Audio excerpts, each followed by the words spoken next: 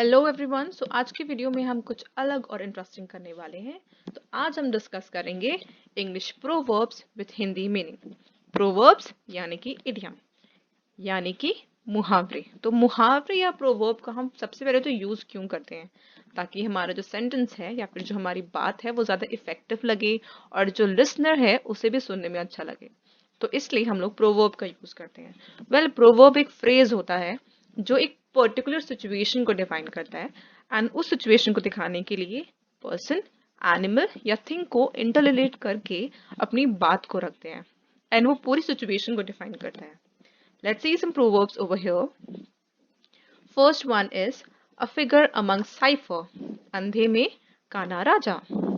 Tit for tat, जैसे को तैसा. Hope sustains life. जब तक सांस तब तक आस. Barking dog seldom bite. जो गरजते हैं वो बरसते नहीं. Now seldom का मतलब यहाँ पे hardly या फिर rarely है. नाउ अगर हम इस प्रोवर्ब को देखेंगे तो यहाँ पे इंग्लिश के अंदर बार्किंग डॉग का यूज हुआ है, वेयर एज अगर हम हिंदी में बात करेंगे तो यहाँ पे जो बरसते हैं वो जो गरजते हैं वो बरसते नहीं लिखा है, मतलब कि यहाँ पे सब्जेक्ट को मेंशन नहीं किया हुआ, वेयर एज इंग्लिश में बार्किंग डॉग का यूज किया हुआ है। तो जरूरी नहीं है कि जैसे हम हिंदी में बोलते हैं तो एग्जैक्टली इंग्लिश में भी सेम ही होगा।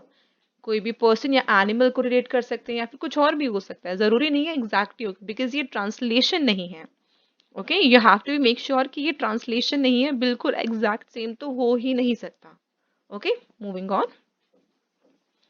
Where there is a flower there is a thorn, जहां फूल वहां कांटा। नाउ अगर हम इस प्रोवर्ब को देखेंगे तो यहाँ पे आपको लग सकता है कि yes it's a perfect translation, यहाँ पे परफेक्ट ट्रांसलेशन है, बट कुछ प्रोवर्ब्स ऐसे होते हैं जहाँ पे परफेक्ट ट्रांसलेशन नहीं होती। Moving on. So many man so many minds, जितने मुंह उतनी ही बात। A drowning man catch at a straw, डूबते को तिनके का सहारा। Good health is above wealth, तंदुरुस्ती हजार नियमत। An empty vessel sounds high, थोथा चना बाजे घना। A burn child dress the fire, दूध का जला छाछ भी फूंक मारकर पीता है। नाउ ड्रेड्स का मतलब यहाँ पे फियर से रिलेटेड है, किसी भी इंसान को किसी पर्टिकुलर चीज से फियर होता है उसको यहाँ पे शो करने के लिए ड्रेड्स का यूज किया है। Now again in this proverb यहाँ पे बॉर्न चाइल्ड एंड फायर का यूज किया है, वेयर एज इन हिंदी दूध का जला एंड फूंक मारने को रिलेट किया हुआ है, राइट। तो जरूरी नहीं है कि एग्जैक्ट ट्रांसलेशन होगा, कोई भी एनिमल थिंग या पर्सन से रिलेशन हो सकता है। मोन मेक्स द मेयर गो, दाम बनाए काम। नाउ मेयर एक एनिमल से रिलेटेड है, इसका मतलब क्या है वो आप मुझे कमेंट सेक्शन में बताएंगे। Distance land charms the viewer, दूर के डोल सुहावने।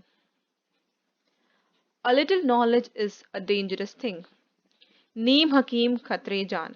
वेल ये जो फ्रेज है a little knowledge is a dangerous thing, ये आपने बहुत बार सुना होगा। एंड ये जो फ्रेज है आगे जो लिटरेचर के स्टूडेंट हैं उन्हें पता होगा। This phrase is said by Alexander Pope. उनका एक वर्क था, I guess an essay of criticism था, जिसमें उन्होंने ये फ्रेज यूज किया था, a little knowledge is a dangerous thing. This is said by Alexander Pope. Do good and cast it into the river. नेकी कर दरिया में डाल।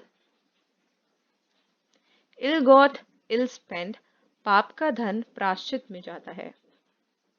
थिंक बिफोर यू स्पीक, पहले तोलो फिर बोलो। It is hard to live in Rome and fight with the Pope, नदी में रहना और मगरमच्छ से पैर। वेल हिंदी में आपने नोटिस किया होगा नदी और मगरमच्छ का एग्जाम्पल लिया हुआ है, whereas in English Rome and Pope का एग्जाम्पल लिया हुआ है। Every dark cloud has a silver lining. निराशा में भी आशा की झलक होती है। Now again यहाँ इंग्लिश के अंदर डार्क क्लाउड की बात की गई है, वेयर एज हिंदी के अंदर किसी क्लाउड की बात नहीं हुई, निराशा और आशा की बात की गई है। if you like this video, kindly share, like and subscribe, and make sure कि आप comment ज़रूर करें. And if you have any problem or there is something that I need to improve, then let me know in the comment section. Thank you so much.